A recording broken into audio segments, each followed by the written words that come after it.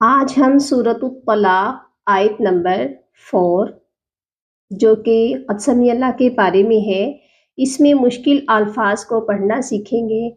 यहाँ पर आप देखिए अलिफ है और अलिफ से पहले ज़बर है। क्या ये अलिफ अलिफ मद्दा का है? ये अलिफ पढ़ा जाएगा या नहीं पढ़ा जाएगा? और यहाँ पर हमज़ा भी है, या भी है। क्या हम हमज़ा को पढ़ेंगे या को पढ़ेंगे? इस वर्ड को कैसे पढ़ा जाएगा, इस वर्ड को पढ़ना सीखेंगे। इसके हम पहले हिजे करेंगे, स्पेलिंग करेंगे।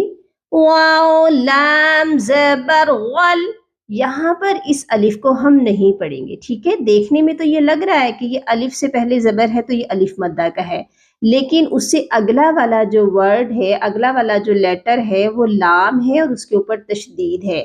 और मुशद्दद हरफ कैसे पढ़ा जाता है? अपने से पिछले वाले हरफ की हरकत के साथ मिलकर।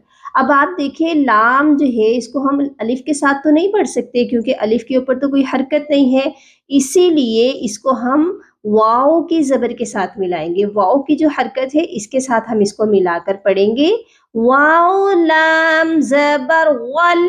और इस अलिफ को हम अब नहीं पढ़ेंगे, ठीक है। लाम मद खड़ी ज़बर ला, वल्ला।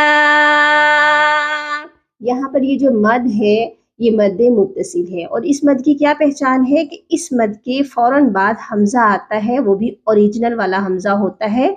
तो कम से कम 4-5 अलिफ तक आपने इस लाम को लंबा करके पढ़ना है।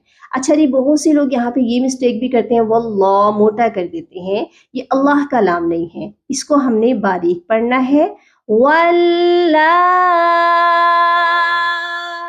उसके बाद ये हमज़ा जो है या के साथ मिलाकर पढ़ा जाएगा। हमज़ा को भी पढ़ेंगे यहाँ पर, या को भी पढ़ेंगे। ये वर्ड कैसे पढ़ा जाएगा? वल्लाई